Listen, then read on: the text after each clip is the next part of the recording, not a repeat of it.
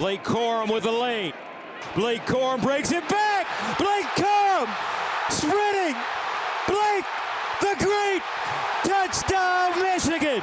61 yards. Whether it was Blake Corum or Donovan Edwards, Michigan literally and figuratively ran past Penn State. 418 yards on the ground. Most rushing yards in a Big Ten home game this century by the Wolverines. They remain undefeated with a 41-17 win.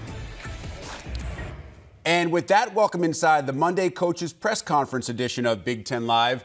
I'm Rick Pizzo. Short week on the Big Ten schedule this coming Saturday, just 5 games. That means 4 teams are on bye. Included among those teams, Michigan getting set for the matchup with Michigan State next weekend, and the Spartans also on bye this week, as are the Illini and the Cornhuskers.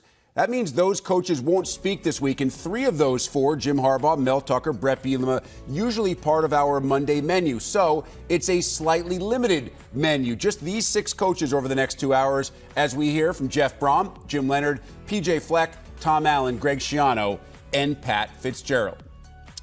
Well, one of the hottest teams outside of Michigan and Ohio State inside the Big Ten, the Purdue Boilermakers, winning 4 straight, and Aiden O'Connell had himself another day against Nebraska. O'Connell throwing for nearly 400 yards. Charlie Jones once again going over 100 as the Boilermakers hold off the Huskers 43-37, a team not a lot of folks are talking about, but maybe they should be. Because after that 1-2 start, wins over FAU and then over the past 3 weeks, really impressive. At Minnesota, at Maryland, and then under the lights in prime time against Nebraska, setting up a Week 8 showdown this weekend on the road against Wisconsin. You win that, and suddenly Purdue is 6-2 heading into a bye week. The focus, though, right now, not on the bye, on the Badgers. For more on that game and the state of all things Boilermaker football, we head to West Lafayette. Here is headman Jeff Brohm. Well, we're ready to put the last game behind us and move forward to the next one. We know it's going to be a great challenge. We've had a hard time competing with Wisconsin since I've been here, and then really we haven't beat them in a good long while in general here at Purdue. So once again, we'll have to have another good week of practice, get guys back as healthy as we can, improve upon the mistakes that we made last week and the weeks before, and try to go out there and execute and play at a high level. This team presents challenges for us because they're very good on defense. They always have been. They have a great scheme. They're coached very well. They play hard. They make you earn it. And on offense, you know, historically they've always been great at running the football, big up front, not beating themselves, controlling the clock, and that'll be a challenge.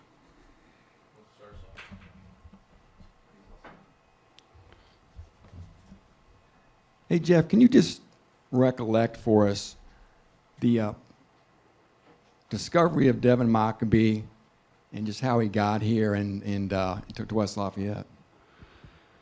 Well, I think that we were aware about Devin for a little while, and then we knew he had committed, I believe, to Army or Navy. And, you know, as we're still watching film and evaluating and trying to improve the roster, you know, we just kind of kept looking at him, and he was very intriguing because he had some really good film. And, you know, sometimes you already have running backs committed and not a whole lot of room, and you got to just figure out ways, okay, do we want to investigate and see if we can, you know, interest this young man in coming and walking on. And I believe that we did. There was mutual interest, brought him and his father up, I believe, you know, before I don't remember when it was, but maybe it was before signing day or after signing day, and you know, convinced him to walk on. And you know, really, he wanted to be here. He was a competitor. He felt that he could come in here and compete and do a good job in a very humble and modest way. So we were excited about it, and we got him here. We liked what we saw, but we still didn't know for sure that he would be capable of this. And I just think he, you know, has proven everybody, you know, how good a running back he can be, especially if he continues to work and get better and bigger and stronger. At what point did you say, this guy can play for us? Was there ever a moment in a practice or a scrimmage where you said, hey, this guy can really help us, I think? Well, from the day one when we got here, when we got in game and scrimmage situations, he always excelled. And it was just a matter of, hey, is this because we're not going against maybe our best guys, or sometimes it's not full speed live tackle. But he always had a little bit of something like, where you kind of raise your eyebrows and say, well, this young man may have a chance. And I just think as we continued to practice more and have live scrimmages, he always did a very good job in those scrimmages and ran hard and was productive. So he's earned it from day one, and I just think he's worked really hard, and we're fortunate to have him on our team. Is he your starter from here on out? Well, right now he's going to start the next game. We've had King banged up, who kind of sucked it up and made himself available this past game. Kobe Lewis, is available as well. We got to continue to work with him and get him better, but he's working very, very hard. And then Tyrone Tracy has to continue to, be somebody who can do dual things for us. I know it's a mouthful, Jeff, but do you think that was maybe the best Aiden O'Connell's played for you on Saturday night? It was a very good game by him, without question. Like I said, the end of last year, he had some elite games and put up some gigantic numbers. But, we definitely thought he played very, very well, executed the offense through accurate throws, had great anticipation, was able to move around a little bit and buy some time a couple times. Of course, the fourth down conversion was huge, where, they kind of peeled a linebacker off with one of our backs, and the rest of the line kind of went the other way, and he had a little lane there, and they kind of collisioned some of our crossers, and luckily he was smart enough to know that, it's time to go. And I think he was able to make one guy miss and then go get some yards. So very efficient. Yes, he played very well. And then, of course, at the end, there were some anticipation throws and some accuracy throws that I don't think many guys can make. You've had a chance to watch the film, evaluate, talk to people. Is there anything you can do to clean up the play in the secondary to limit the big pass plays? Well, we think so, and we hope so. I mean, I think they're all correctable things. It's kind of a multitude of things. I do think our secondary didn't respect the deep ball as much as they should. We were playing a little bit too tight, a little bit too flat-footed. Didn't give the proper cushion on numerous routes, not only at corner but at safety as well. And then there were just a couple busts as well in the back end that hurt us. So, I would hope that we could correct that, yes. And I think we have experience back there at those positions. Cam Allen, it was not his best game by any means. The week before he played very well, but he can play much better. But I just think he was peaking in the backfield and a little too flat-footed. And of course, we can always tackle better. So there's a multitude of things. And, yes, when it happens more than once or twice, there's concerns. But, we got to fix it. And I think our guys can. They got to believe that they can get it done. We got to give them a better chance as coaches. And, we need to be better versus the past. Any timetable on Chris Jefferson's return and any update on T. Denson? Chris' timetable is going to be whenever he's ready, so I'm not for sure on that one. And then T, we haven't seen make a whole lot of measurable progress, so I wouldn't, at this point, count on him for the rest of the year unless we start to see something. Will Dylan be out another week? Yes. Okay. Just how do you go about fixing what happened in the secondary this week? Well, you got to man up. You got to watch it and analyze it, and identify what our players did wrong. And then you got to identify what we coached wrong, possibly, or what did we put in their head that made them think a certain thing that maybe wasn't proper. And then you got to look at the calls and make sure that are these the best calls. So I do think it was a magnitude of all of those things, which it normally is, and it's got to be a continued evaluation. We thought we put a better plan together for end of the game, end of the half. Unfortunately, We gave up a draw for a huge gain. We gave up a quarterback scramble for a huge gain. So with that, we need a better second layer of defense at linebacker, and to not allow that to happen. So that was very disappointing once again, to allow them to get a field goal with, 35 seconds on the clock. And it can't happen. So it has to be fixed, and we cannot allow that to happen anymore. Was there anything about Nebraska's passing scheme that caused you problems, or is it just, as you said, a multitude of problems there from your end? Well, I think if you look at Nebraska this year, they've been more of a passing team, which is not common for them. But with their new offensive coordinator, they got a couple transfer receivers, they got a transfer quarterback. The running game was not as strong, even though they had the one good running back who had some yards. They like to throw the ball, and that's kind of Coach Whipple's personality. And I think they kind of knew, hey, let's try to chuck this ball over their head. And not only did they hit a few, but they had some other guys open as well that they didn't hit, which was disappointing. And it was all for the reasons that I mentioned. So we've got to do a better job of all those things. And I just think that, they did have a couple good receivers, and the quarterback made some accurate throws. But, our D-line got some pressure and got in there a little bit. We need to be better on the back end and at linebacker in coverage. That was not good enough as well. Although the teams that are coming up on your schedule would not be known for putting the ball deep in the secondary, all sports are copycat. They see what happened. And so, are you on even higher alert this week to protect against that, knowing that teams are going to try to expose that again? Well, without question, when you face a team that can run the ball very well, the play-action pass is a concern. So I would think anyone would look at our film and run the ball and then throw it over our head. So, yes, that's a concern, and we've got to put a stop to it and make sure that, like I said, not only are we teaching technique in that correctly, but the calls are putting our guys in the best position to make those plays. And some calls, maybe we need to protect the middle of the field with the middle safety.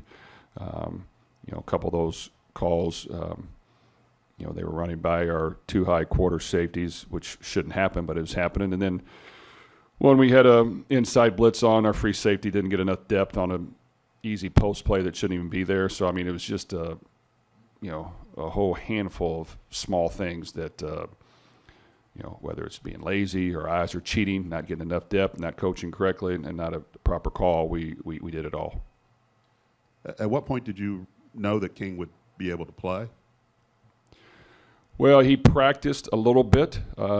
We did not think he was at full speed, but last week he was able to practice some. We knew we were going to have him available in an emergency situation if he felt like he could go. And to his credit, he said if we needed him, he was going to be able to go. What was it like to call 101 plays in a game? It was a long night. It was a long night, and there were some good moments, of course, and then some moments that were a little more tense. But you just kind of what we tell our players, you kind of have to do as a coach. You got to stay in the moment. You can't look beyond the next play. You've got to just function at your very best as a player, as a play caller, as a coach. You've got to hang in there and hope at the end that you score more than the other team. And I just think we were able to do some good things, and without question, we couldn't finish. We had to hang on. But to our guys' credit, they did play hard. They did give good effort. They do want to win. It meant something to them, and we had just enough to barely squeak by with a win. Over the last two games, you've produced a handful, or probably more than that, of double-digit scoring drives. You speak to the efficiency of your offense to be able to piece together long drives like that without turnovers or huge mistakes that stop you? Well, of course, the big plays always help your offense and help you score quicker, and we like to be good at that. We have not had as much success. Now teams are trying to take that away, which I would as well. So you have to be efficient, and I think the combination of the ability to have a sound running game that's efficient and productive, and the ability to have a quick, controlled passing game with an accurate passer, allows you to move the ball down the field. And I just think if you can prevent sacks, which the quick passing game helps do that, which to throw that much and not give up sacks is a credit to our offensive line and quarterbacks and everybody. And you can prevent negative plays and interceptions, you should be in a game and you should have a chance. And I just think we were pretty efficient doing that, and that helped us.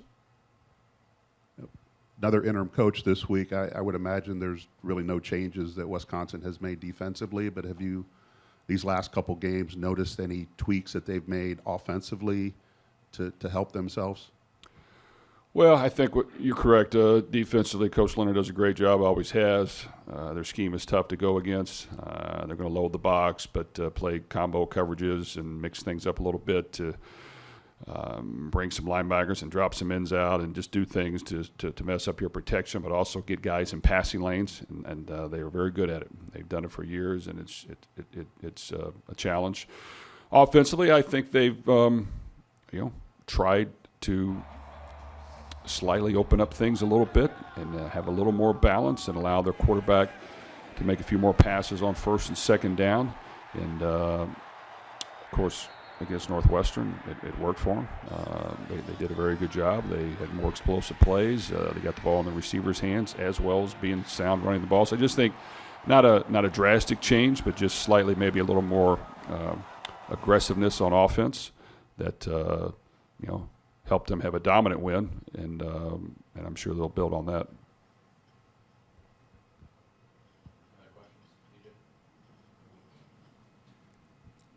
Yeah, Coach, just wanted to go back to King Drew for a little bit. Obviously, still a little banged up. Just what are you expecting from him, I guess, in this week of preparation for Wisconsin? And with Devin Mockbee as the starter, what can we expect to see from King in a game day situation with him not being the feature guy in the backfield?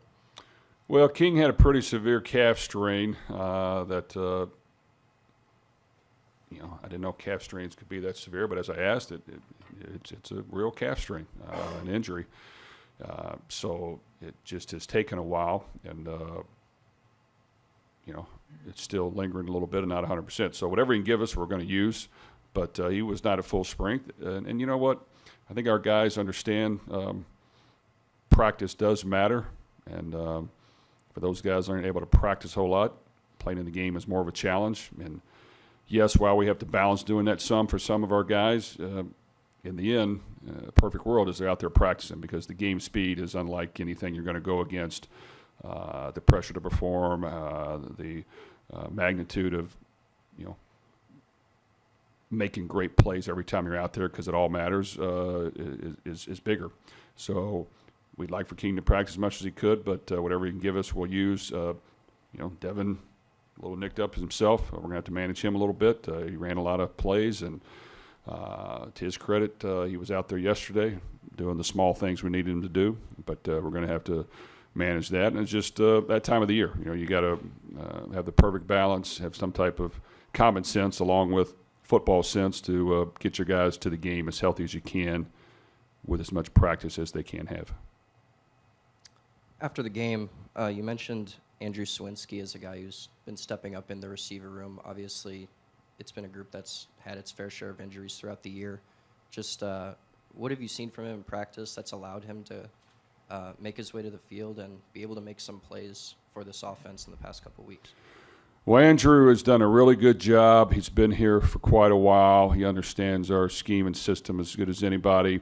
You can count on him to run the right route at the right depth every single time and give you great effort. He's got good hands. Don't want to compare him to Jackson Anthrop, but he's just kind of a dependable guy at the receiver position that can do dependable things. We kind of know what his strengths are and his weaknesses are, but he's been reliable. So I think he's just a guy that we trust. We have a lot of young receivers that have some talent. There's probably one or two that we've been unfair to by making them play multiple positions because we didn't know where they would play, and because of it, just sometimes there's some mental bust that, while they may seem small during the course of a game, it can be costly. So we we've had that happen a few times, and it's probably half our fault for not isolating them in one position and asking them to do too much, but yet we'd like for them to learn the whole package as much as they can. So, he just, in that slot position, has a great understanding of what we're trying to do and is in the right spot at the right time, and has vaulted him up to getting quite a bit of playing time. I think it was after your last scrimmage in the preseason, you seemed like you had some concerns about red zone offense, but you're 30 of 32. One of your failures is taking a knee at the 19. I think you have an. And why does that count? I can't answer for that. You'll have to talk to the stat people. You have an 80% touchdown rate on your scores. What kind of solutions have you kind of found there? Well, when you have concerns about it, that means you're going to work harder at it, and we've worked hard at it. I mean, it always is a concern. That and third downs is a concern. Like, we got to get this first down. We got to get points in the red zone. So we worked hard at it. Tried to have a couple different wrinkles each and every week that we can use. I think having the ability to run it some in the red zone has definitely helped. Things get tighter down there. There's a lot of bodies, and the closer you get in there, the holes to throw it are very small. So I just think studying it, putting it together, calling it and utilizing it, we've all just gotten a little bit better at it. But it was always a concern, and it'll continue to be a concern that we've just got to make sure we have our bread and butter stuff down there, but at the same time, wrinkles every week that are different than what the other team has seen, and that gives them an element of surprise or something that they haven't practiced. And I just think we've been able to utilize that pretty good to this point. It seems like people are keeping more people back defensively against you to try to take away the deep ball. That's something kind of coming down from the NFL. I think people are doing more of that too. Have you had to adjust as a play caller at all to kind of take what they're giving you a little bit more, as opposed to your natural instinct to want to push the ball vertically? Yeah, we have, and I think we've tried to do it quite a bit. And even the last game, I felt myself calling a ton of quick passes and quick control passes, and the few shots we have didn't work. One of them was an interception in the end zone. It's a misread, but it was an interception in the end zone, and they were deep. So he should have thrown the ball to the outside. We had a stop route at 12 yards. That if the corner's falling off and picking off a pass to the slot, that means the probably outside route's open, but he got locked on to the inside receiver. So yes, you have to have enough different route concepts and ways to get open underneath when teams are playing deep, and that has happened. And when you do get that opportunity to get one-on-one matchups, you got to make it work. You got to call it. You got to see it, and you got to execute it. Does that help the red zone offense at all? Having to kind of work with less space? Without question, I think being able to stretch the field horizontally, being able to run the ball at different times against those looks is beneficial to get us down in that area. And all those little things have helped us, yes. Jeff, do you anticipate O.C. Brothers returning this week? And Charlie was visibly limping late in the game. I know he's gone through a lot. How's he looking for this coming week? Well, Charlie's banged up again, so we'll try to get him healthy. We'll see how much he can practice. I do think he'll play, but we've got to take care of me more this week. OC, we're hopeful to get him back. We haven't seen him practice yet, so I can't tell you that, but we're hopeful that we could utilize him this week. So lastly, just can you speak to the number of walk-ons, Jeff, that are contributing? We talked about Sawinski, Mockabee, of course. Aiden came here as a walk-on as well. Even Ben Furtney, just a remarkable number of guys. I mean, is it just coincidence, Jeff? And can you speak to the contributions these guys are making? Well, we're fortunate to have all of them, and they've all played a vital role. Recruiting is not a perfect science. You do your best to get the best players out there, the best players available. And at the same time, you always have to recruit the best next crop. So I do think recruiting matters at all times, even when you're not recruiting the so-called 5 stars and 4 stars. You got to get guys that you think can play, that are being overlooked, and give them an opportunity. And we, without question, we look hard at that. We look at it year-round. We're always adding guys before signing day, after signing day, in the spring and the summer, all the way up, and I'm not even talking transfers. I'm just talking, general guys that are out there that want an opportunity to compete. And, we've been fortunate to get some guys that came in the program and worked very hard and paid their dues and worked and studied and don't really care where they're ranked, so-called. It's all about how you produce on the field, and they've done a good job. And without question, without those people, we wouldn't be here where we're at today. More questions for Coach. All right. And so the Boilers seek a 5th straight win. They'll try to do it against Wisconsin on the road, a team that Purdue has not had success against in recent memory, basically no success with Jeff Brohm at the helm, but a Wisconsin team that is in a bit of transition. Jim Leonhard's first game as interim head coach went great against Northwestern, not so much against Michigan State. The offense was just fine, but the defense surprisingly gave up 34 points in that overtime loss to the Spartans. What has to be fixed? What will be new this week? For those answers, we take you to Madison. Here is Badger interim head coach Jim Leonhard. After reviewing the tape, was very pleased with the effort that our guys gave against Michigan State. It's not effort. They were in it. They were very engaged, played hard, played physical at times on both sides of the ball. And as I mentioned after the game, execution has to be better in critical moments. And disappointing in how it ended. There's no question about that. We had multiple opportunities, I thought, to stretch the lead earlier in the game, and have to find ways to close games like that out in order to beat teams in the Big Ten. So, but was very pleased with the effort. Thought the guys in a situation right now where we're at could go a lot of different directions. Did not feel like our guys handled adversity, and they pushed through a lot of adversity and found a way to give ourselves a chance to win it at the end. And that's why I'm excited moving forward. We got a great team in Purdue coming in this week, just finding ways to win. They don't care if they got to score a lot of points or play great defense. They're finding ways to win week in and week out, and it's a big challenge for this football team. Jim, you mentioned execution. If we can go back to Braylon Allen's fumble, it looked like that corner just came on a run blitz. The corner was on Jim, but I'm assuming someone was supposed to get out on the linebacker who eventually stripped the ball.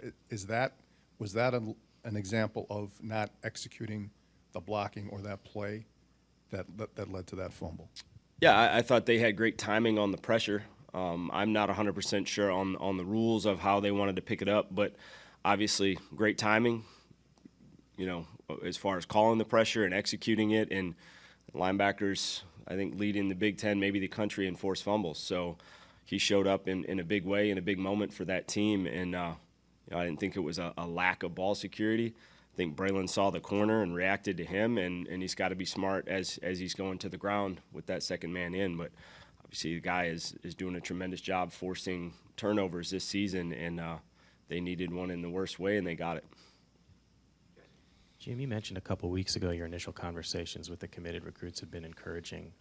What's your perspective on commits who may be considering visiting other schools simply because they're just uncertain about what the future may hold for them? Yeah, I think just as we've done with the team, we have to embrace the reality right now. There is a lot of uncertainty, right? There's uncertainty for the whole program and the staff, and we're aware of that.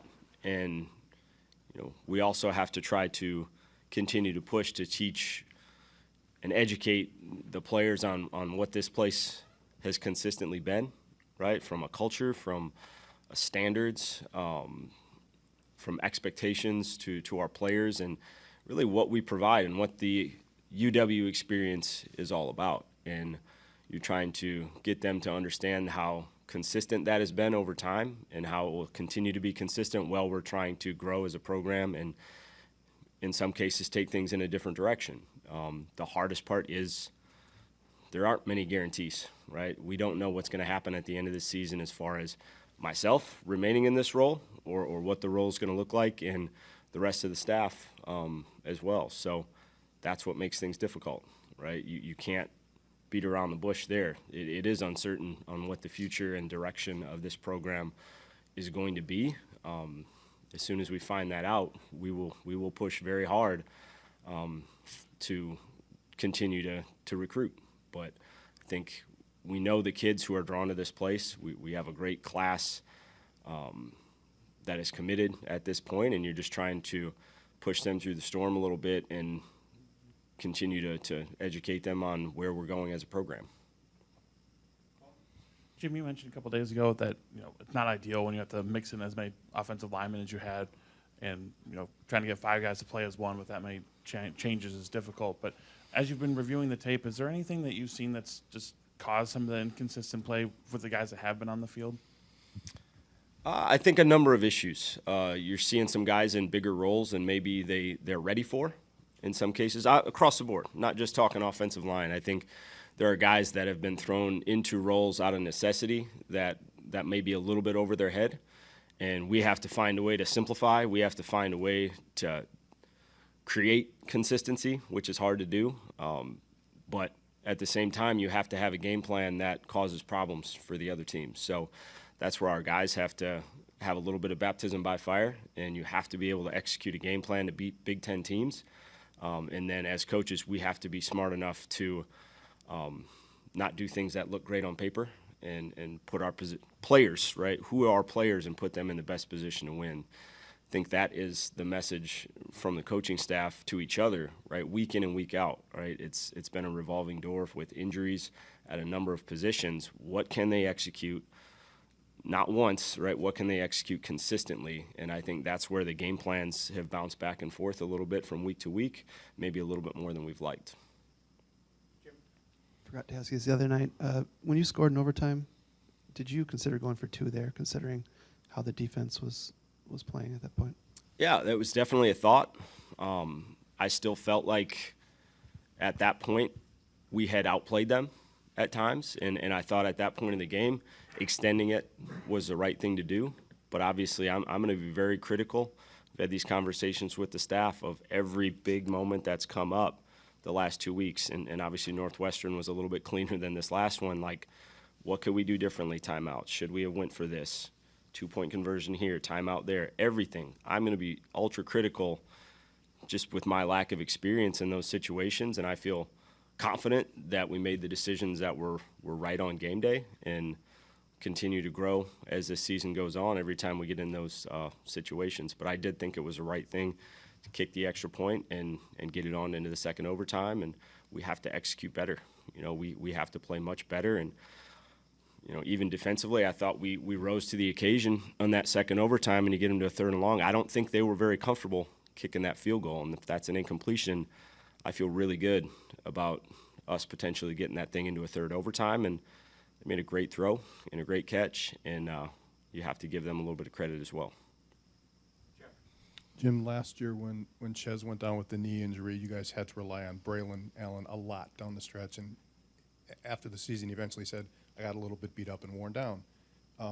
First game without Ches, he had the overwhelming majority of the carries Saturday.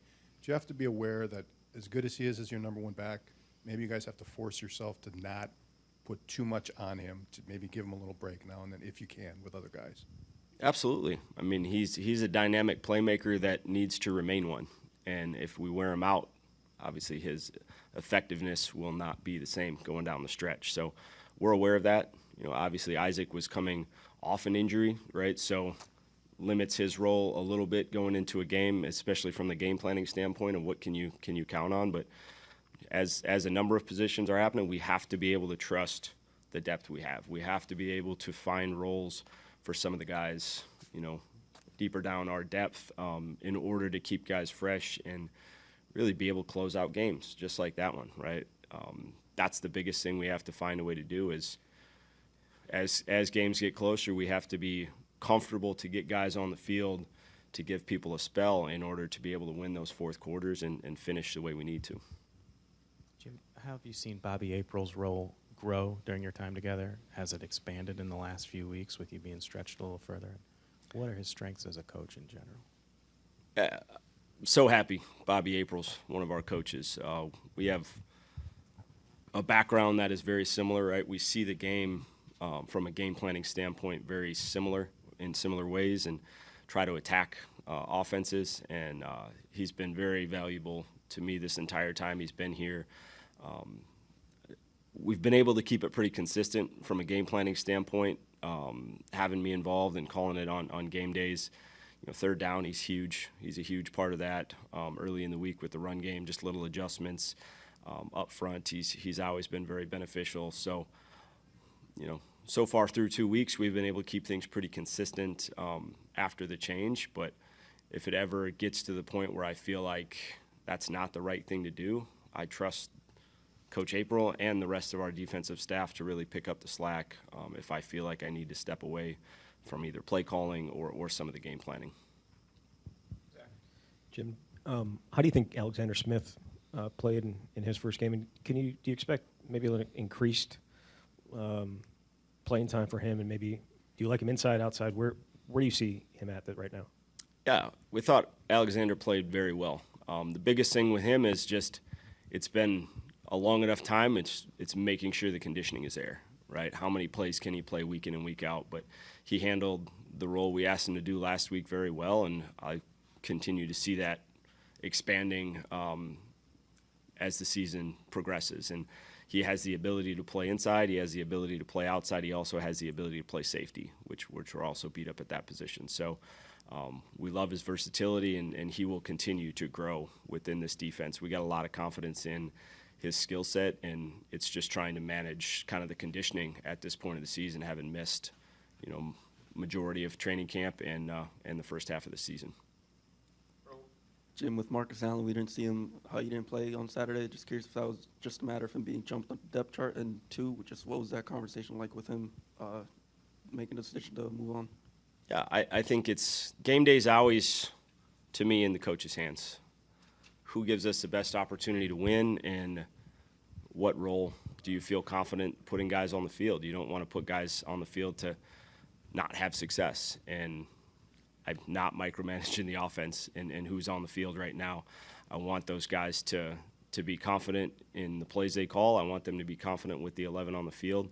And if that's what they determined was the best group to be on the field on game day to give us the best chance to win, I'm going to trust them in those situations for the rest of the season. You know, these conversations every week, unfortunately, it's a broken record right now, right? And when you're not having success, when guys are not, you know, don't feel like they're growing and developing the way that they expected, right, off of the recruiting process, they get frustrated.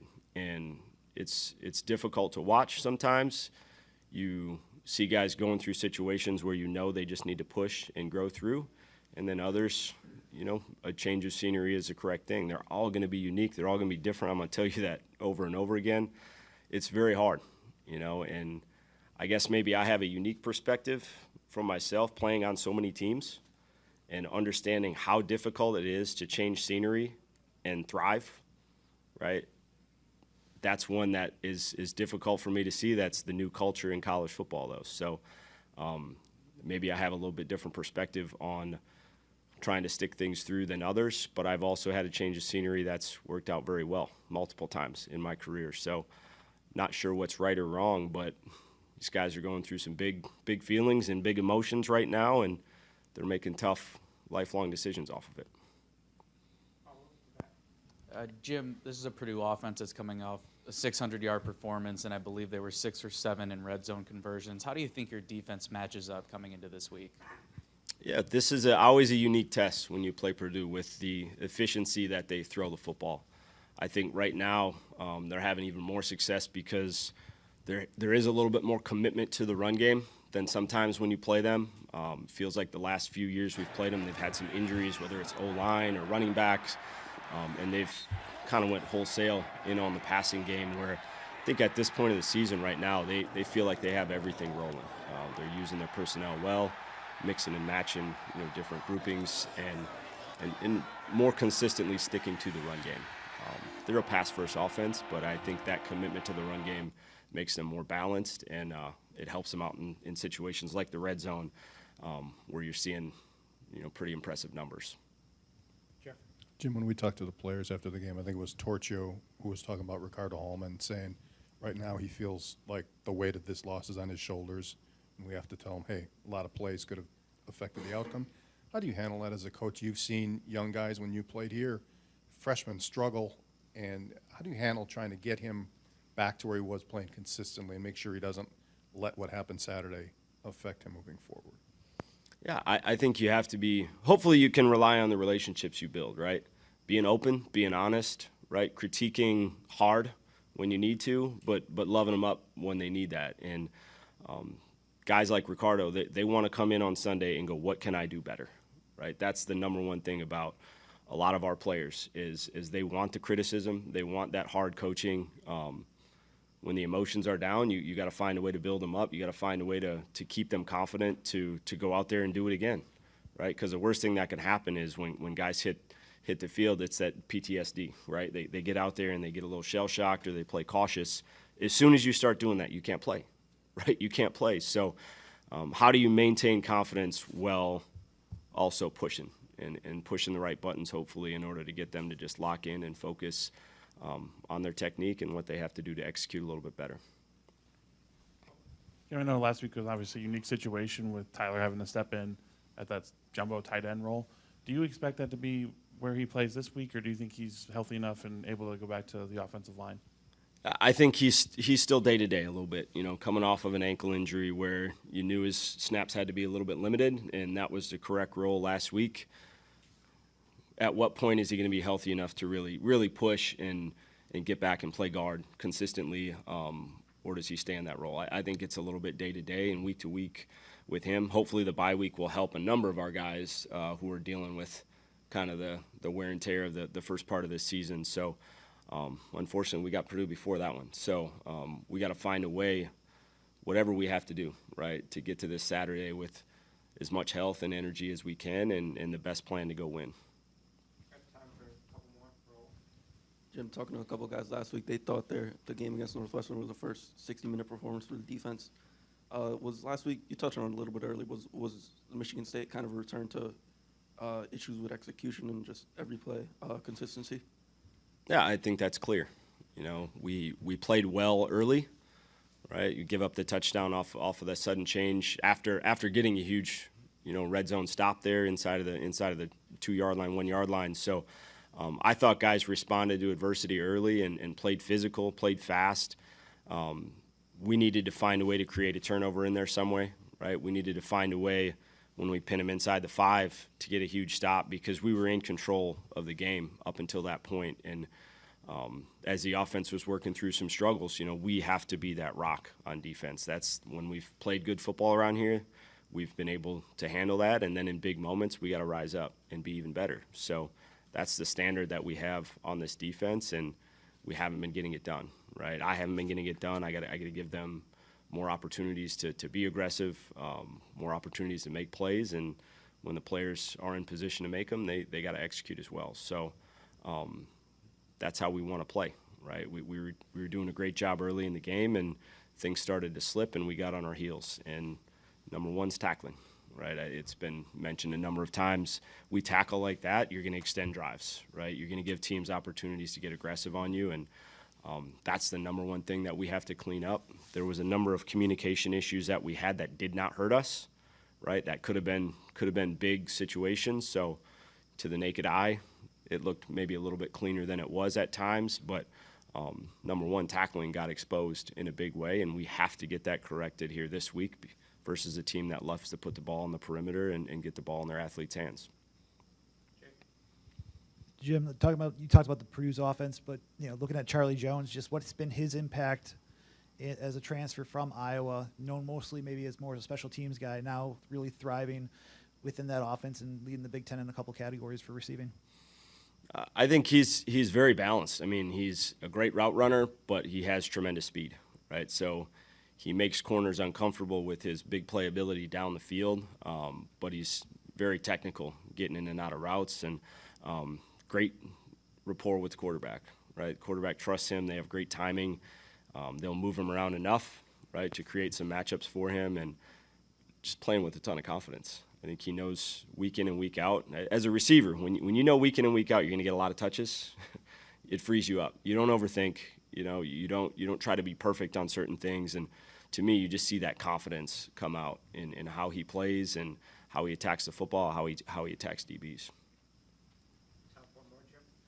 Jim, I remember when Greg Gard took over for Bo, he talked about how you think you know what this job is, and then every day there's something new that pops up.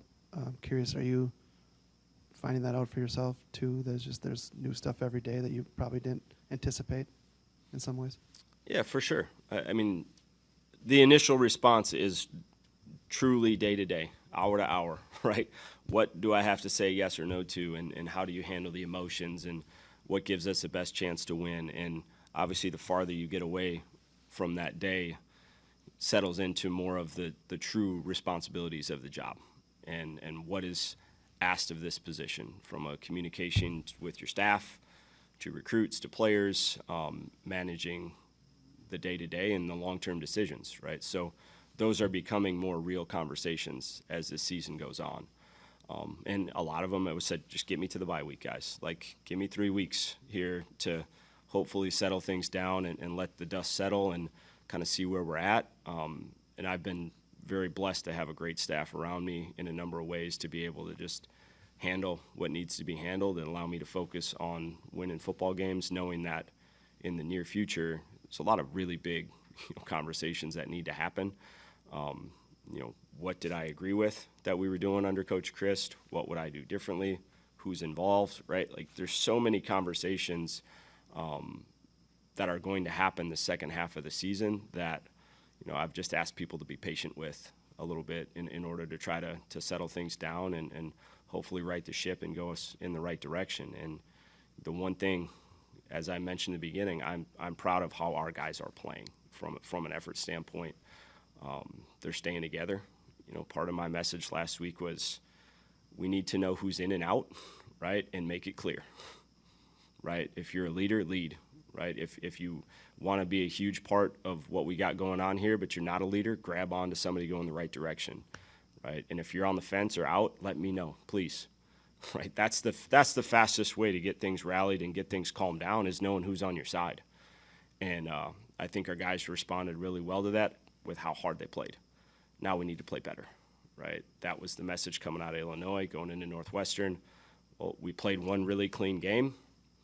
We see what happens when we don't, right? We played good enough in a lot of cases, in a lot of ways, to win, but we didn't get it done, right? So the message still falls back on playing cleaner football, playing better, eliminating penalties, eliminating turnovers, and in critical moments you got to make plays. So if we can focus on the guys who we know are fully committed and fix those problems, we're going to have a lot of success down the stretch. And if we get distracted by a lot of things that are right out there to distract us, then we're going to have issues. And one of those issues, Jim Leonhard knows he may have to deal with the overuse of Braylon Allen. Chez Malusi done at least for the rest of the regular season with that broken arm. Leonhard admitting he knows Allen will need a break because he is a dynamic playmaker, and they want to make sure that he continues in that role. 29 of his 31 tailback carries against Michigan State. A very tired Braylon Allen after that overtime loss.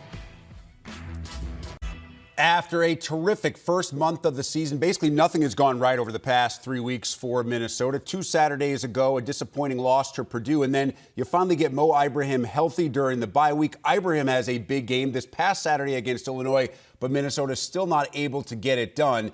And most disappointingly, and certainly most importantly, the Gophers lost Tanner Morgan to an upper body injury after he was knocked on the side of the head during a run in that 26-14 loss to Illinois. He got treatment at a medical center over the weekend, and we'll hear more of his status from PJ Fleck right now as the Gophers get set for a Week 8 road trip to face number 16 Penn State. With that, we take you to Minneapolis. Here is Gopher headman PJ Fleck. All right, good morning, everybody. I won't start with an opening statement. We'll get right to questions because I'm sure you have a lot of them. So who's first? BJ, our friend Harvey McKay has a birthday coming up. Do you have a shout out to him? Absolutely. Well, first of all, happy birthday to Harvey. Harvey's been very instrumental in just my time here. I've got a chance to meet with Harvey. He always says, I only need 37 seconds, just 37 seconds, literally, maybe 36 seconds. And, he's given me some incredible wisdom and perspective in the 6 years I've been here. And he's become a really good friend to me. He's been in our locker room an awful lot, just after games. And he's always just there to be able to talk through some things. And I wish him all the best. And, he's a great friend and look forward to seeing him soon. But happy birthday to him. Any example of wisdom quickly that resonates? I don't know if there's one specific one off the top of my head, but I would say that everything he says, he asks where I'm at, right? And I tell him what I'm thinking, where I'm at, and he always has something for that exact way of thinking, of the thing that I'm going through. And I think that's what makes him special. It's not just something in some broad terms. He really breaks it down to what I'm doing, what our team is doing, and really kind of hits home the message. But the one thing that always sticks out to me is exactly I need 37 seconds. It's not really 37 seconds, trust me, but that's how he gets in the door. PJ, do you have an update on Tanner and the quarterback situation this week? Yeah, that's great. I'm sure everybody's going to ask that. First of all, Tanner's doing very well. Woke up on Sunday morning and surprisingly felt really good, which is great. He was evaluated at the medical center right after the game, which I know all of you saw. He was cleared by the medical teams and the medical staffs of where he was at to be able to fly home with the team. We held the plane a little bit longer so he could finish up his testing and flew home with the team as well. But that stuff's out of my hands. I know he appreciates all the prayers, thoughts, support, text messages from everybody. I know we do as well as a team. But again, surprisingly, woke up, felt really good. But he's in our medical cares, under that umbrella right now. So, but he's doing very well. And in terms of the quarterback situation, we have other quarterbacks that can play if he's not able to go. But that's not necessarily just ruled out yet. So. But I'm not the one in charge of all those decisions. That's our medical team, and I know that he's in very, very good care, and he's doing really well. When you watch back the tape, what has to change at the receiver position for them to find more consistency? Yeah, two things. We got to be able to create separation, and then we got to be able to make the plays that present itself. It's simple. I mean, when we were able to catch the ball in traffic and make plays, we're really good. I watched the Michigan State game. We're able to do that. Same guys, making plays in traffic, contested catches, playing big. But when we don't do that, that doesn't allow our offense to be balanced. And then we become one-dimensional really quick. We played really that's one of the best defenses in the country. In fact, I think the number one defense in the country.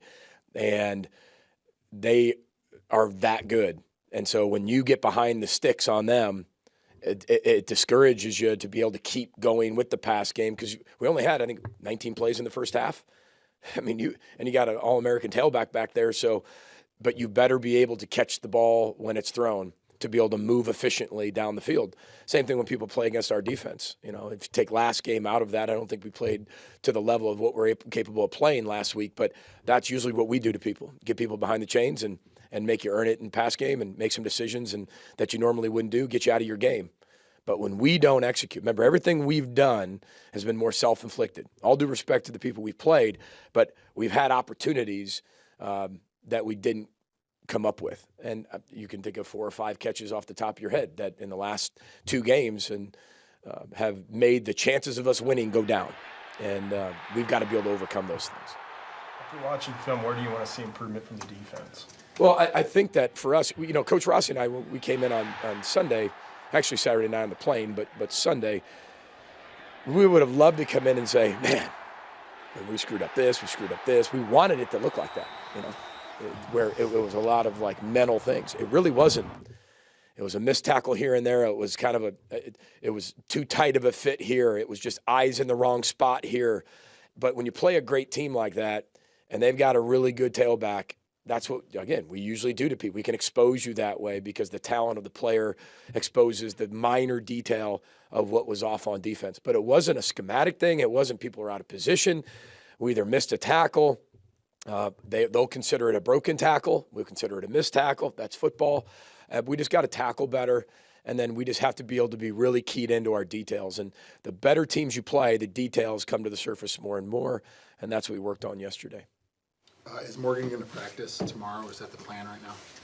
Well, I haven't got an update yet, Andy, from the medical team yet. I usually get that in the afternoon about tomorrow's practice, so we'll see what they say. I know he'll be at practice for sure. And again, my policy, especially with quarterbacks or somebody who's played a ton of football, right? is you don't have to practice throughout the week until you get to the end of the week, and then you have to be able to show that you can do something. But the Tuesday, Wednesday, people always say, "Oh, you got to practice by Wednesday, or you're probably not ready to play football." I agree with that, depending on who it is. But I think it's a case-to-case basis.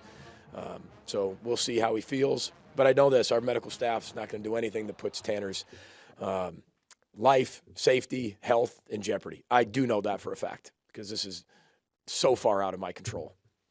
Cole recovered enough, PJ, to play Saturday if that's the situation?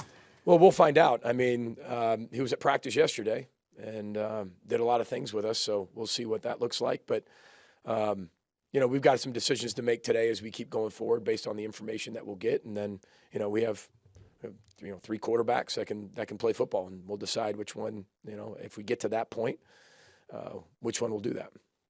How do you feel about Ethan if Tanner can't go? Well, if Tanner can't go, then it's really up between Cole and Ethan, right? But again, it's one of those things when you look at it, I mean, I like them both. I mean, Cole's got a lot more experience, but when you look at Ethan, I mean, he's really talented. It's just, what will he be able to process, bring all in, go out there and execute? But those are the decisions we'll make as we keep going forward. But I'll have confidence in whoever's out there, that's for sure. PJ, we didn't see Trey on Saturday. What's going on with him? And we did see Evans dress for the first time. Yeah. They kind of swapped a little bit, right? Evans is back, which is really good. Adds a little depth. Our freshman tailback, Zach Evans, he's back from his surgery. So he had a great week of practice last week. So he's back in the mix. Trey was held out last week from our medical staff. Kind of won't disclose that, but he was held out by the medical team. You saw him warm up. He traveled. He practiced, but they held him out. But he's back this week, so he'll be ready to go. Quentin Redding popped off a big return. What does he bring to the team as a return man? Yeah, I mean, I think you saw that. It wasn't about just the return. If you watch after the return, the whole team's running down the sideline. I'm shocked we didn't get a penalty. We're running down the sideline because everybody's just so excited. For him, he is a walk-on freshman that has done everything we've asked of him, from scout team to this to that, just wants to help the team. He's a 550-pound squatter, and he's not that big of a guy, but you saw it. He broke, 2 or 3 kind of ankle shoestring type tackles and didn't break stride. It's exciting to have that type of player that's a freshman within the mix that can do that, because our guys worked their tail end off on that return. But he also did a pretty good job with his vision, broke a tackle here and there, and then, brought it all the way to the 8-yard line. We haven't had that before. And that's a kid that loves his role. He understands his role. I'm sure as we go through, his career here, he's going to have a bigger role, but embraces it right now. It's good if it makes you feel good of something that you felt like, all right, we got to find a returner out of this year. And he stepped in. And it's one of those things, you can always go, but it's a perfect role for him right now. And I know he's going to continue to work for a bigger role, but he's a guy that'll embrace that role, love that role, and give everything to his teammates. He might be one of the most popular kids on this entire football team, on and off the field in a good way, because he just works so hard, and everybody's just so happy for him when he has success. And he's earned it. Nobody deserves anything. He's earned everything that he's gotten. And, we expect that to continue to happen. So hopefully that helps. That's the shot in the arm that could really spring something forward, that you get that self-confidence that you can do that. You can. I mean, he did that in our one of our scrimmages. We actually had one of our scrimmages in training camp. We actually went live in the special teams. We got to find a returner, put them all back there. First one he catches, goes to the house. We're like, we think that's the guy. And he did the same thing the other night. So that was a great shot in the arm for us, especially when we were struggling to get some traction. We end up scoring off of that. And those are the things that we're going to need to have happen for us as we keep moving forward. What stands out when evaluating Penn State? They're Penn State. I mean, they're really, really talented at every position. They're big, they're long, they're physical. They got a lot of experience. A lot of guys were on that team in 19 that we played that are a lot older now. They've got a really long, aggressive secondary. We've recruited some of those guys, so we know them personally. They got a lot of young tailbacks that are really talented. I mean, they're Penn State. You know, they're well coached. James does such a great job. I have such respect for him and what he's been able to accomplish. I mean, when you read what James has actually done there, it's amazing. Like when you read what he's done consistently over the years, it's consistency. And sometimes in our profession, we sit there and we talk about break the boring, right? Everybody's like, all right, yeah, to stay at the top like that and to do what he's done and the sustainability he's had, it's pretty impressive. So they're a really good football team. We're studying them as we speak right now. So, PJ, before the year, you talked about a rotation at right tackle. How do you look at that spot now? Well, I think that right now, I think that Quinn Carroll's solidified himself as the right tackle. You know, I feel really good about what he's been able to do. I think sometimes, like perceptionally, when you watch a game, you might sit there and say, oh, well, you know, at one game, maybe the O-line didn't play particularly well. I thought they played well enough for us to win last week. I'm not saying they dominated because I think that's one of the best front sevens in the Big Ten. And I get to see those things. But I get to also see what we're doing and why we're calling it and what we need out of it. I mean, you go back to Purdue, we didn't play well at tailback. And we missed a lot of holes. And we usually don't do that. I'm not saying we're perfect up front, but that right tackle position, I feel really good where Quinn is and how much better he's getting. Remember, this is his first quality time playing big-time football. He's got 3 years total level, 2.5, right, to really kind of solidify himself as a really good offensive tackle. But he's always in there grinding on film. I mean, I walk by the O-line where he's in there right now. Just here we are at 10 o'clock in the morning. He's already in there watching film on his own. So I think he's done a really nice job of getting into that role and getting that significant playing time for the first time. And every game I see him just get a little bit better. Now, again, we're playing really good people. And I think sometimes we take that for granted because, all right, I'm going to get on a soapbox for a second. The perception, right, I think from the outside and expectations are very different than internal aspirations, right? But, we don't beat Purdue and we don't beat Illinois. Well, what do those two teams have in common? Well, one, we had a chance to beat both of them in the fourth quarter. They're always tight games with us, and they're both ranked. So we played a ranked Michigan State team in one of the polls and beat them, right? And then we come back and play two more now ranked teams that people don't know how good you are until you go through the season, right? And we think we're pretty good. They think they're pretty good. Something has to give. We didn't execute. They did in some moments, and they won the football game. But they're narrow games. It's not, anybody can win those. And those are the two teams that are ranked. And now we come back and play another ranked team. So I told our team yesterday, I said, perceptionally from the outside, people hear names like Minnesota, or they hear names like Indiana, or they hear Purdue, or they hear, Illinois. And they're like, well, they're ranked. They're really good football teams. And that's a credit to what those coaches have done and their programs and their staff. But that's what I think from the outside, that's why the internal message is way louder than the external, because we're playing really good football teams right now. And we're going to play good football teams as we go forward, play another ranked team this week. But when you're playing ranked teams and you're playing really good football teams, the execution of what you do and how you do it goes way up. And the margin for error is a lot smaller, right? And, we played really well at Michigan State. We executed. That is what we're capable of doing. We showed that. We did that for the first 3 games. But when we don't execute, we're not a superhero. Right? We're human like everybody else. And when you play really good teams that execute, you're going to get beat. That's football. And we're learning lessons as we keep going through the season. And we just need to apply that. So Quinn Carroll's doing a nice job. PG, you usually do some unique stuff in the week when you guys go on the road. Is there anything unique that you'll do going into Happy Valley at night? Like to set up for it? Yeah, to set up like practice. Yeah, you remember during COVID, people would take all their pots and pans and bang them together outside the windows. Remember that? Remember they were doing that, in like Europe and things like that, We asked all the apartments across the street to do that for us throughout our practice time. So I'm just kidding. It's about as funny as I get, Ryan. It's about it. No, we are going to, we're going to create an environment practice, which you all been there. It's chaotic to begin with. We're going to turn it up a whole different notch. I mean, there's 109,000 people. And it's a whiteout. It's at night. And again, national TV. That's all part of college football. But, we'll get ourselves ready for that the best we possibly can. So I promise you we'll create that environment, inside there. And Matt Childers, our video director, has got a heck of a challenge this week. And but we'll make sure it's deafening because that's what it'll be on Saturday night. As part of that PJG. Now, PJ Fleck says his team will be ready. Amazingly, Tanner Morgan could be ready.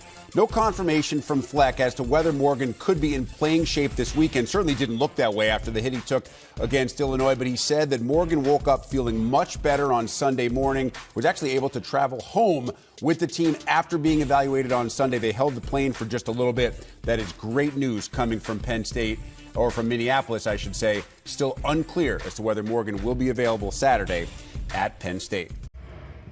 All right, just want to start by recognizing some of our guys from the game, our scout team players that work so hard throughout the week. We actually recognized our entire defensive line in one of our meetings prior to kickoff. But Ray Stewart was our defensive scout team player of the week, defensive lineman here, local young man from Bloomington North, doing a great job for us. Offensive scout team players of the week, Jack Greer and Brady Simmons. Two in-state guys that are just working really hard. And then special team scout of the week is Jackson Schott. So appreciate those guys' efforts, all that they do for us, and helping us prepare each week. Just getting our guys back, refocused, and ready for a big challenge on the road. Coach Schiano has done a great job there instilling his culture and his toughness and the way that they play.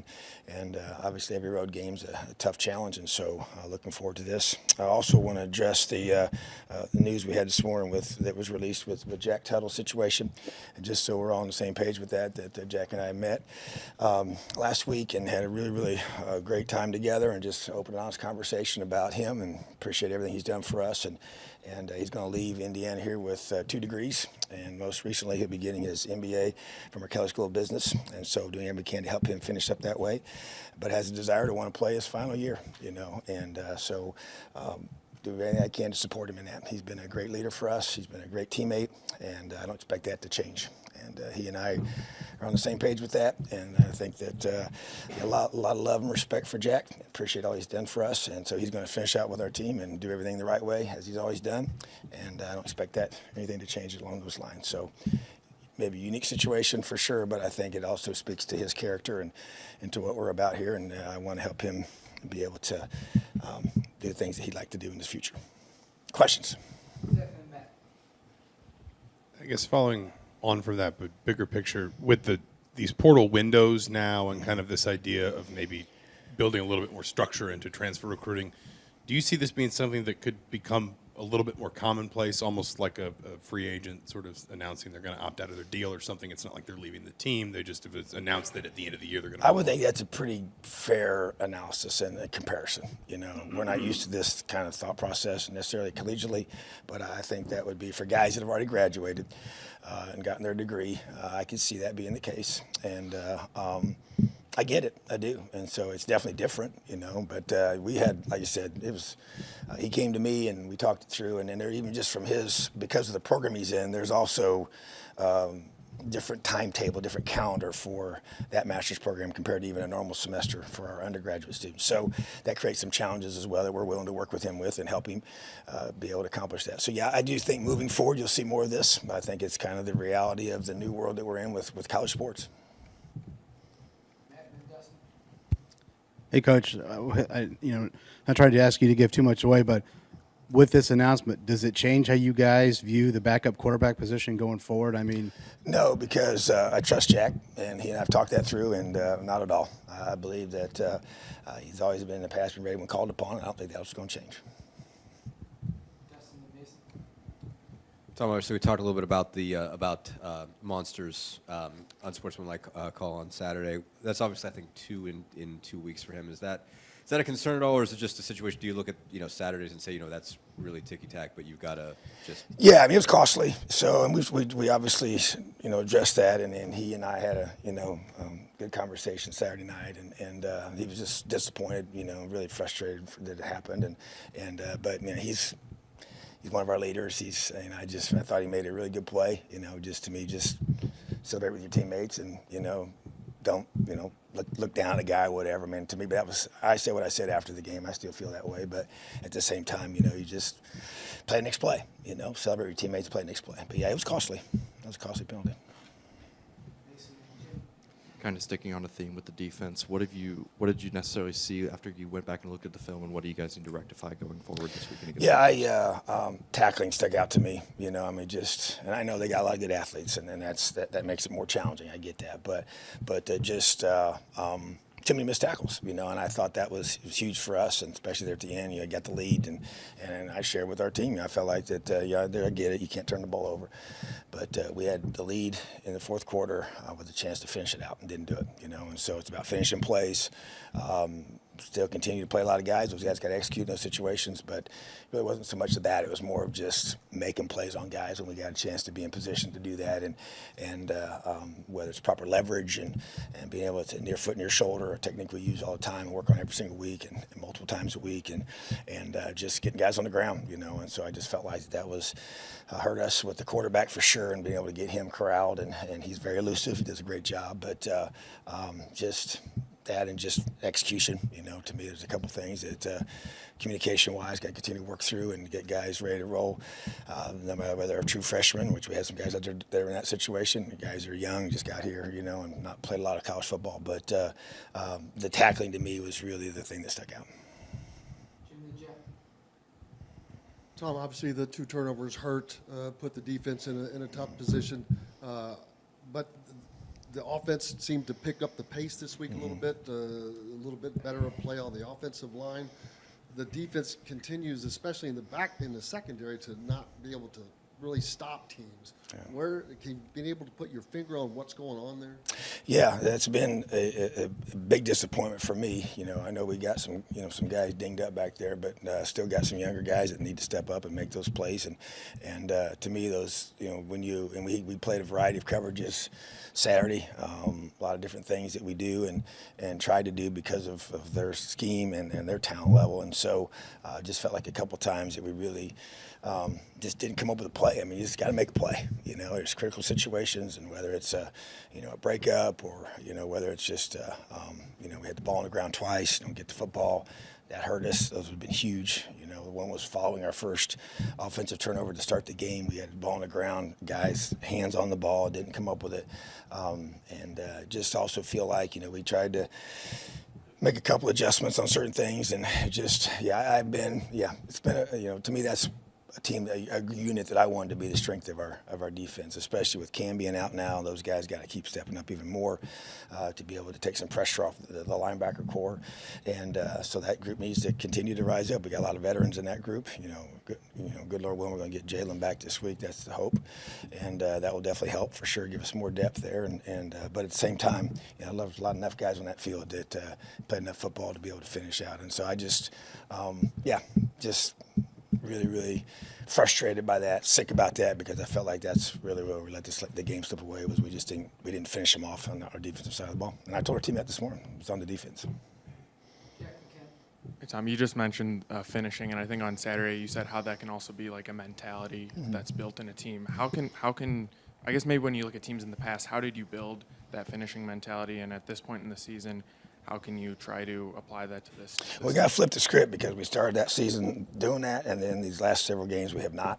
And I know, obviously, you're playing really good football teams with good players, but at the same time, it starts in practice. We actually showed a clip, the very play that they scored one touchdown on was the exact play, exact formation, same part of the field, same everything that we did a walkthrough rep on the day before, and so just continue, and we didn't execute it, and getting off the field in that situation, stopping the touchdown. So, but it's got to translate from the practice rep, the walkthrough rep, to the game rep, and so to me, we're going to continue to evaluate, making sure we're keeping things simple enough so our guys can execute them. A lot of guys can execute them, whoever's in the combination, because as the game wears on, you get different. Like you got a guy like Jalen out, so then now it's his backups playing, and then his backups behind him, and those guys are playing both, decent amount of reps. So now that's really your third guy. So those guys got to be communicating. They got to be able to execute the calls, whatever happens to be, doesn't matter. And so we're just trying to continue to find ways to simplify that for those guys so they can finish those plays out, because it becomes an expectation when you do, and it becomes a source of doubt when you don't, and that's where you got to, I think we got too many guys that are just a little unsure maybe, and we got to eliminate the uncertainty of them and making sure they're playing with that level of confidence, because I think that's what it shows out in those critical plays at the end of the game. Sticking with defense, just midseason, how do you fix some of those issues where just getting guys to the ground on first contact and guys making stops one-on-one? Outside of watching film and all that, are there drills that you can do just to make sure that this group gets to the standards that you? Yeah, and that's the thing. I tell you what, you go back, and I watched it, live, and then I, watched it again that night. But man, there were so many times we had guys right there, And that's where I'm like, guys, we got to finish the plays. We got to get them on the ground. And there was a key third down where we had 3 guys, missed them, and 3 of our better players, and so so what we're going to do, to answer your question, even this week we're going to be able to do not full bore live, but we're going to tackle people, and we got to be able to, we're always working on our technique and our drills and everything we do with, the mechanisms, whether it's a sled or whether it's a, pop-up dummy or whatever it is on the crash pad. We're going to do it with bodies, just to be able to, the movement, the twist, the ability to be able to do that and get the thud up and squeeze the elbows, run the feet. So we're going to change that. We just feel like it's necessary. Don't really like doing that during the season, but we feel like we got to do it, just because I want to make sure we eliminate those, because we got to get them on the ground, and there's just, we work too hard to get those guys in that position. We got to finish those plays out, and we knew on film that he was a very difficult quarterback to keep in the pocket, and we missed him several times, but that to me is still, once again, continue to work on that and angles and anticipation where the guy's going to roll to and move to when he breaks containment, because that's part of, guys usually have habits of how they avoid or evade you in the pocket. So just continuing to, probably the answer is more physical bodies tackling, by our own, our scout team, receivers, tight ends, running backs, in those drills to be able to help us improve that here this part of the year. Coach, you've talked about how in the face of adversity, you learn who you really are. I guess you guys are kind of in some adversity now, losing 4 in a row. Have you liked what you've seen, the way the guys have responded in that adversity? Is there things that you haven't liked, I guess, this year? Well, yeah, I would say, and obviously today was our day with our guys. Our off day is Sundays, and they do things voluntarily in recovery mode and with our medical staff. But, yeah, I just think that obviously we haven't practiced tomorrow, so I'll have a better feel tomorrow. But I think up to this point, there's a lot of maturity from our team.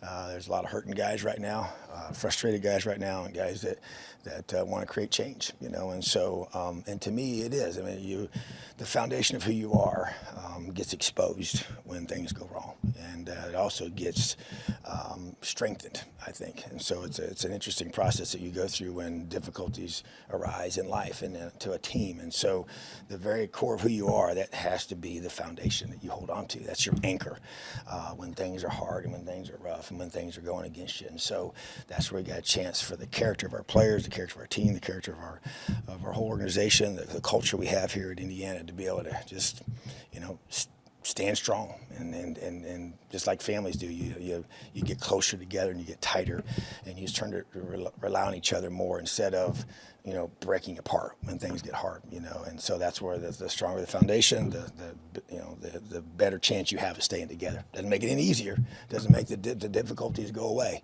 without question, but yeah, I do like what I see. Even Cam continues to lead, and it's as hard as it is for him to be on the sideline and not being able to help us physically. He continues to lead and address the team even again this morning, and so just going to continue to build off of those things and those guys and those leaders on our team, and continue to help really grow the younger guys, because they've not been through this before, or guys that have been other places in the past, to teach them how we stay together during these difficult times and continue to fight and battle and play hard for each other. So still a lot out there for us to play for, and that's, our guys understand that, and bottom line is we got to be able to continue to learn from our mistakes and press on. We did some positive things on Saturday night, but not enough, and I think our guys recognize that, and we're going to continue to point those things out in a very appropriate way when whatever intensity is necessary to get the result we were looking for. And obviously you want to create change, you got to change something you do every day. So we're changing schedules, changing this, going to change game day, we're going to change things up to continue to try and get the best physical and emotional response out of our guys. Really similar stories for both teams. Indiana has dropped 4 straight after a 3-0 start. Rutgers had a bye last week, so they haven't played 4 additional games since their 3-0 start. Now something has to give this weekend. Rutgers really has struggled at home in Big Ten play. Indiana has struggled overall on the road. As for the other side of this matchup, after hearing from Tom Allen, we now hear from Rutgers head man Greg Schiano. What's up, guys? Appreciate you coming out. Try to help you with anything I got. An update on Gavin and how's he been handling this whole setback? Yeah, Gavin is doing better. He practiced last week, made some strides, so he's handled it well. I mean, he's disappointed that he was injured and couldn't compete, but it's good to have him back. It's kind of adjusted to the change with Nunzio, and where do you kind of feel like they are in that process of, making those changes? Yeah, I think there's been real good energy. Guys have worked hard to adjust to some of the tweaks that we've made. Again, the energy's been great, and that's really what I can judge right now. We'll see how that all adds up on game day, but they've worked very hard. Some guys that otherwise probably would have got a little more rest worked because there were some things that they had to get accustomed to. But overall, I think it's gone pretty well. I want to go through a couple guys, but with Gavin, you mentioned that he's back in practice, and I can't remember exactly what wording you just used, but how would you classify him for Saturday? Is he game time decision, or how would you classify him? No, I think we're gonna have all 3 quarterbacks at our disposal. I think Gavin improved quite a bit. He practiced last week. Noah's hand is getting stronger by the day. It's not all the way back, but it's getting there. And Evan, although a little bruised up from playing a couple games, I think last week served him well to heal up. So I think we'll have our full quarterback pool. Just a few more guys. Longer Beam missed a couple games. Where's he? Not sure yet. It's going to be close. Hopeful, though. Aaron, he's warmed up and dressed, but he hasn't played yet. Aaron Young? Yeah, he's getting better. Again, going to be close. I'm not sure. Victor, when you mentioned him a couple weeks ago, long-term thing, do you have an update on where he is or where he stands? Yeah, Victor will not be available on Saturday. As far as long-term, I can't tell you exactly how long he's going to be out. You said on the call that night after you parted ways with Sean that you've never done that before, and it was, you talked about your mood and stuff. This week with that, it's something totally different for you from a head coaching and leadership standpoint. What's it been like adjusting? Well, I think, first and foremost, we have a great group of guys in that room, right? And so now Nuns has moved into the leadership position, but the support of the staff is great. And I've been able to spend a lot of time with Nuns in the last, whatever it is, 7 days, and through this. And, I just think everybody's kind of circled the wagons and is willing to do whatever it takes, including our players. So that's been good. And, our defense is playing really well right now. Top 20 in a lot of categories and doing a great job. And I think the staff has done an incredible job of connecting with the guys. There's a great chemistry there. So hopefully we can kind of keep that rolling on defense. And as I said, that, on Sunday night, and start to make offense a weapon that's similar to that. And, I think special teams, if we detail it just a little bit better, we can really be a force. We've done some good things, but then we've also made some mistakes that have hurt us. How do you kind of balance, wanting to change, make some tweaks to the offense, but also it's mid-season, so I'm assuming there's only so much you can do so that the players can execute it on the field. I mean, what's that kind of balance like of trying to make changes but also doing it on the fly? Well, it's been, a huge area of conversation over the last 7 days. Exactly what you say. You start going down that rabbit hole, and there's a lot of things you might want to do, but it's one thing saying it, it's another thing doing it. And without repetition, football's a game of repetition. So you have to be really careful. You try to do as much same as, or very similar to, and then they can kind of connect the two things. But again, we need to get the offensive unit playing as a unit and more precise. And I think we can make some hay by doing those two things. With the change in offensive coordinator, is the quarterback rotation still a possibility? Are you guys scrapping that? Just where does that stand? Well, whatever, it's the same every week. Whatever it takes to win the game, and certainly, I don't claim to, have all the answers. So sometimes what we think is the best thing to win the game may not be, but we spend 18 hours a day trying to figure that out, and we're going to do whatever it takes. So, but we'll see. To that end, you've often used that phrase, "Whatever it takes to win, give us the best chance to win." That seems to be the priority, but how much do you balance development into that? For example, playing younger guys, getting them experience to grow, or can you balance those two things? Are they opposite ideas? Just how do you view that? I look at it like this. We develop talent, and we play production. So when a guy produces, it's my obligation to our players, to our coaches, to our fans, to play the guys that give us the best chance to win.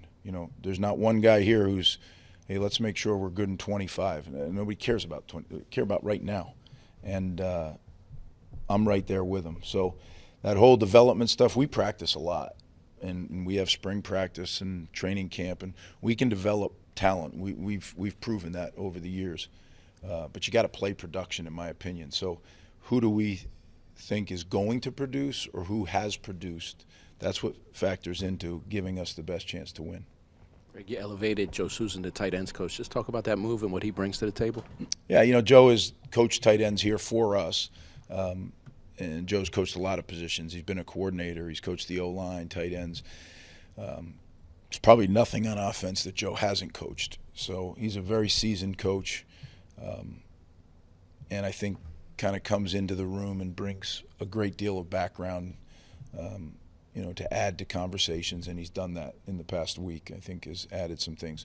Now, it takes away for some things that he was doing for me as the special assistant to the head coach, so we've had to, there's never any move that doesn't have trickle-down effects.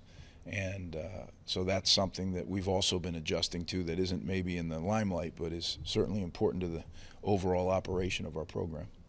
Christian Izzian's obviously, he's been productive in the past, but do you see anything different from him this year in terms of being able to play at a high level this consistently, game in and game out? Well, I think a couple things. Number one, he came into this season healthy. It wasn't talked about a lot, but last year he came into the season not healthy. All summer, all training camp, and he battled through. It seemed like he battled the whole season with different injuries, different things that didn't keep him from playing, but kept him from playing his best. Number one, I think he feels much better physically. And number two, again, I talk about that chemistry that we have going on that defensive side of the ball. I think he's just a part of that, a big part of that, and playing at a high level. Greg, 3-3 at the bye week, halfway through the season. Bowl game was a goal entering the year. Do you feel like you're still on pace, on track to achieve that goal? Yeah, I'm not really concerned with that right now. What I'm concerned about is being 1-0 after Saturday's game. We have an opportunity, but I've often said to our team, and have said here, right, there's no such thing as missed opportunities because someone always takes it. And that's one of the things that we're learning to do, is to be able to reach up and grab an opportunity and take it. So here's an opportunity. And guys have worked awful hard, but that there's an old saying that I say, don't confuse activity with achievement. Right? We can work as hard as we want, but you get evaluated on those 12 Saturdays or those 12 games each year. And if you do it well enough, you get a 13th, and that's what you're referencing. Yeah, I think that right now we got to go 1-0. What do you see out of the Indiana team, and talk about what they bring?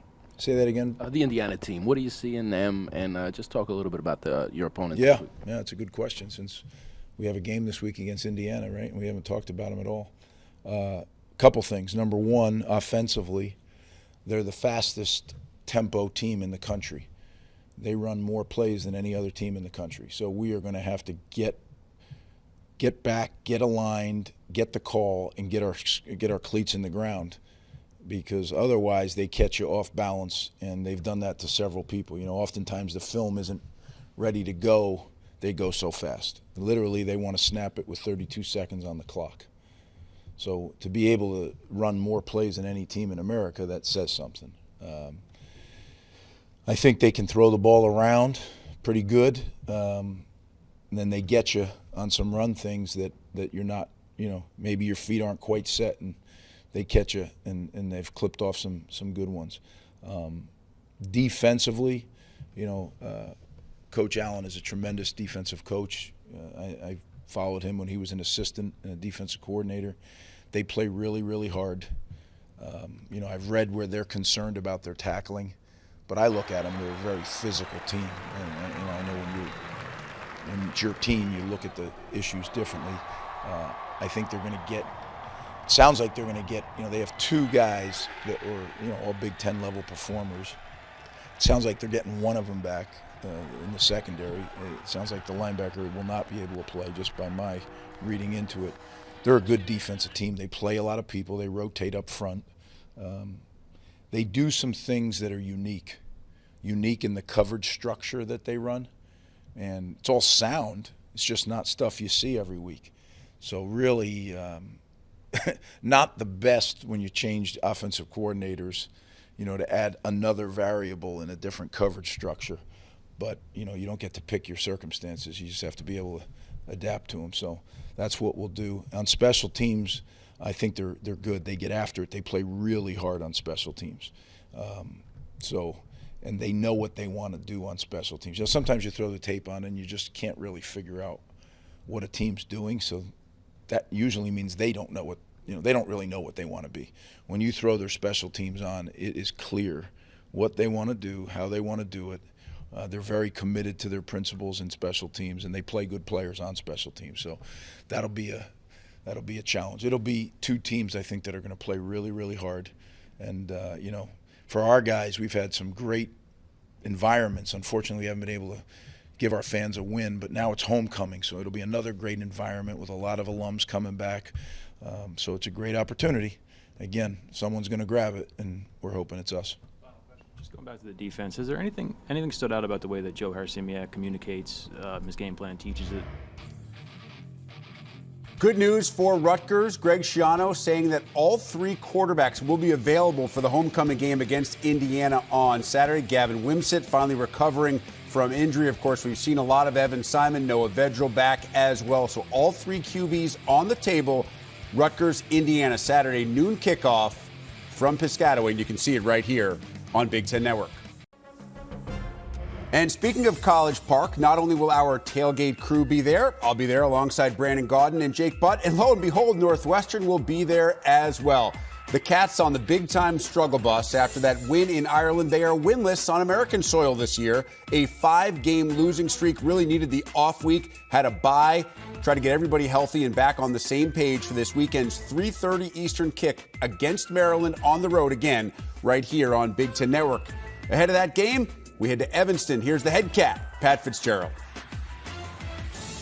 Thanks, Paul. Happy Monday, everyone. I hope you had a great weekend, and it's great to be back with you, back in season, so to speak, after a bye. So, a good week for us.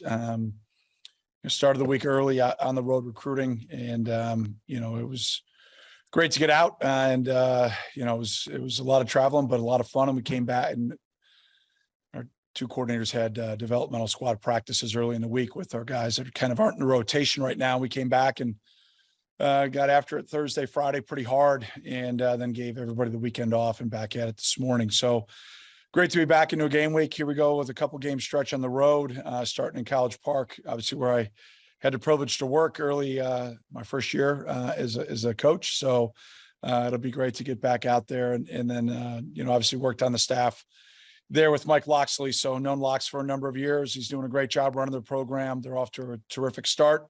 Very easily could have won the two games that they lost. So they're playing at a very high level.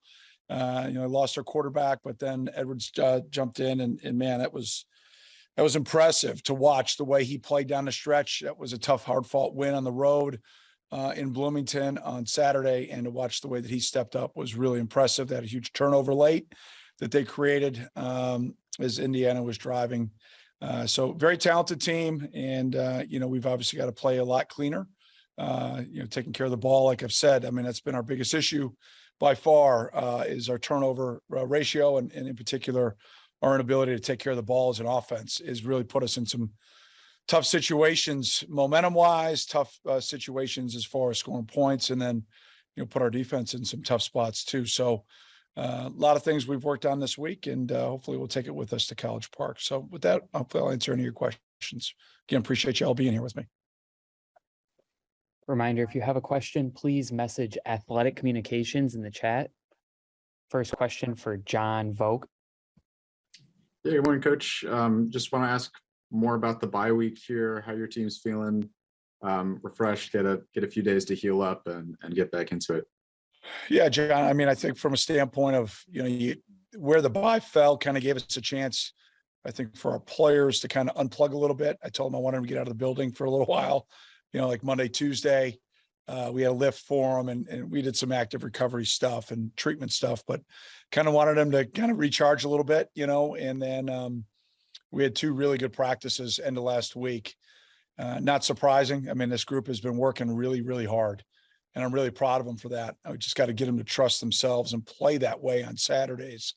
I thought they came back, refreshed today. We had a good workout this morning, and we'll get into our normal game week, here starting, tomorrow with our more typical practices. Our plan is to be in Ryan Fieldhouse this week with the wind this week. And we typically do that on the road anyways, simulating crowd noise and things of that nature. So, and calling for a beautiful day in College Park. Looks like it's going to be like mid to high 60s, the light breeze. So it should be a great day to play. But yeah, everybody's recharged, ready to rock, and we got half the season left, and everybody's excited. Thank you. Thank you. John Riker. Hey, Coach, appreciate you being here with us today. I'm interested, Peter and Adetomowa have had pretty similar paths in your program with their fast starts early on to their captain status and consistency on the field now. Have you seen those 2 players sharpen each other as players, but also leaders this year? Well, as players, great question. As players, obviously competing against each other, not only on the field, but then, both guys have, freakazoid strength numbers, and, we condition and we do different things. The offense and defensive lines, typically, big guys go against each other on quite a few things. So just to watch both their maturations as far as athletically, competitively, fundamentally on the field, I think both have really pushed each other, which has been fun to watch. And I think they've both just continued to grow that way. And same thing from, a leadership standpoint. I think as a young player at times, you kind of wait your turn. Just kind of the nature, I think, of football.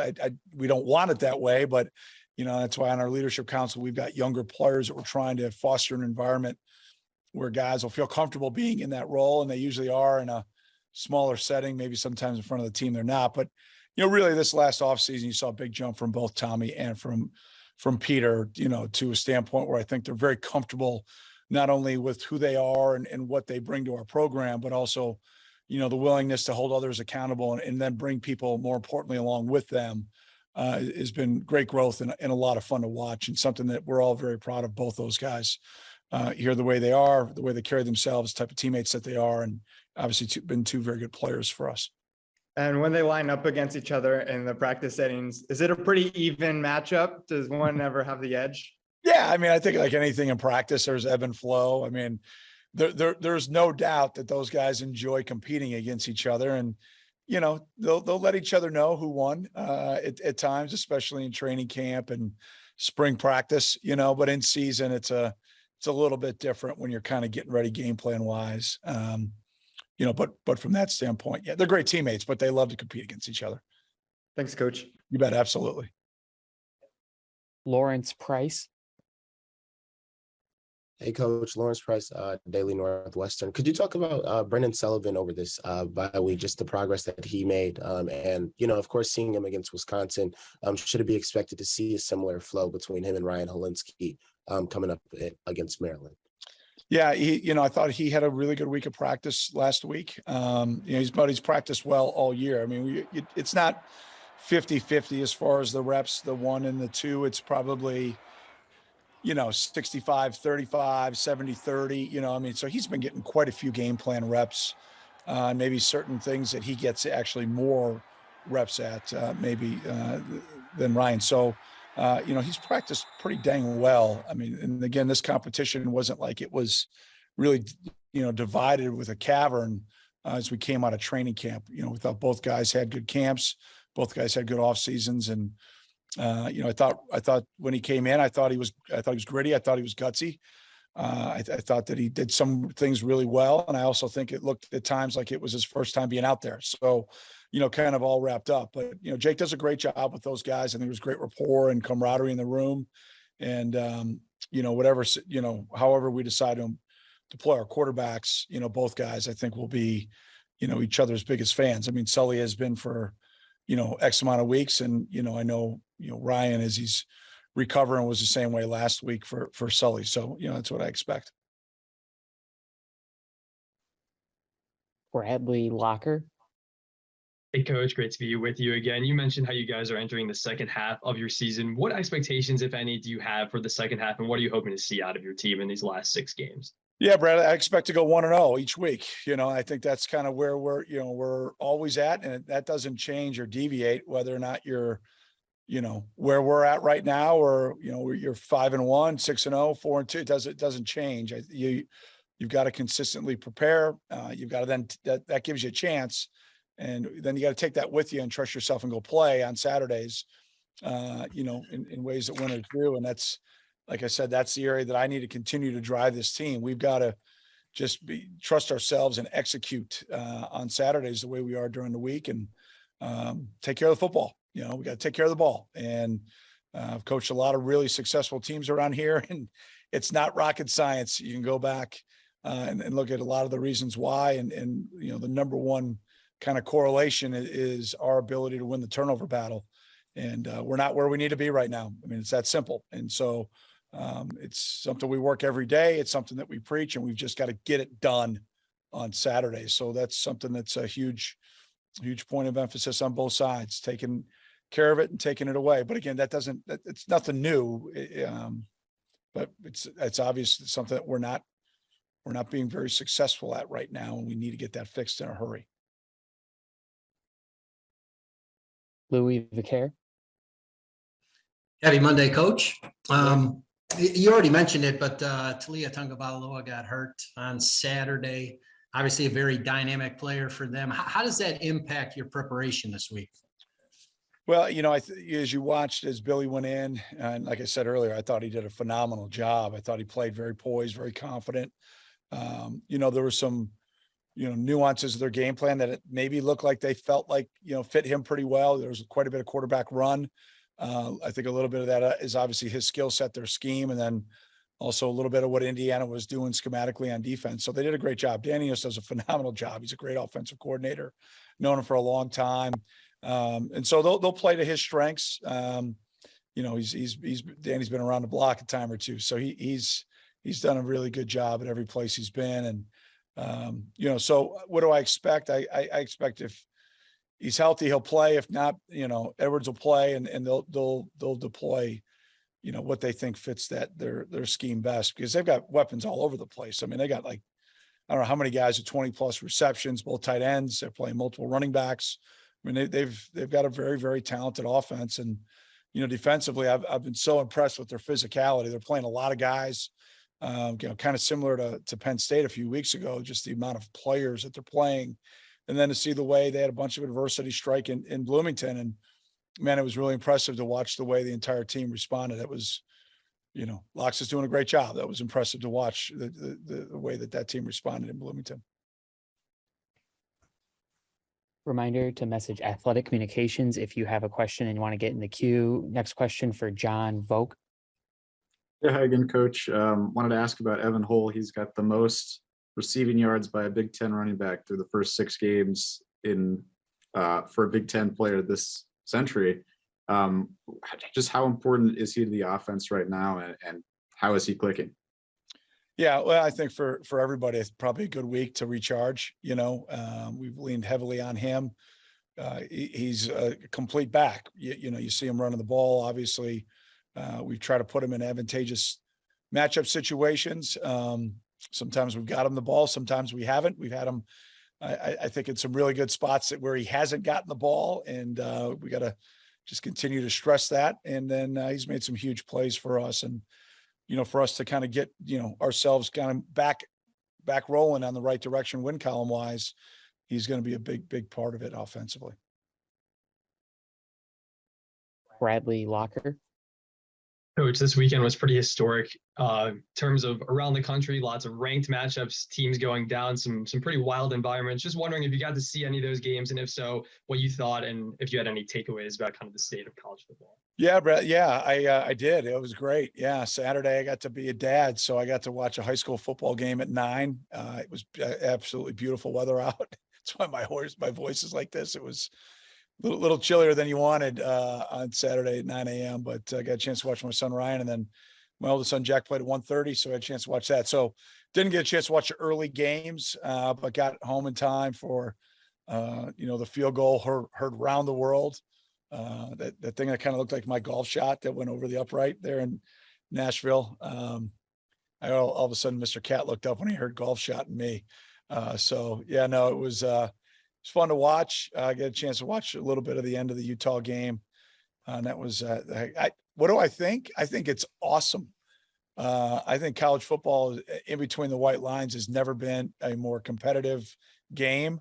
I think that there's talent on every team. I think every team's well coached, and every game is entertaining and exciting. And, I'm a fan first. So fun to watch. Good stuff, man. And it's going to get even better. You get into the heart of October and then into November. You got conference teams playing each other, rivalry games. I mean, this is when it gets. And then what do we only have Tuesday off right now? Football, right? We got Monday Night Football tonight, nothing tomorrow, and then Wednesday, Thursday, Friday, Saturday. I mean, and then obviously the pros on Sunday. So if you're a football fan, man, this is like nirvana. This is awesome. Another one for Louis. Hey, Fitz, I also wanted to ask about Donnie Navarro. I was wondering, can you tell us how you landed him and what he's meant to you this year? And was it strange at all to get a kid from your arch rival, Illinois? Yeah, though, first of all, we were kind of done with our class, and then we had a scholarship become available. So that was kind of how things progressed, I guess, as far as us looking. We had, going back to when Donnie was in high school, knew about him and watched him, and then he transferred down to Illinois and had a really good run there. And when he went in the portal, we vet everybody. I mean, we've got a group of our recruiting staff that vets everyone, and everything checked and aligned. And then we just got in contact and started talking, and got him up here, and most importantly got him around the players. And he already had a relationship with some guys, again being a Chicagoan, knowing some of our players, and we're ecstatic to have them.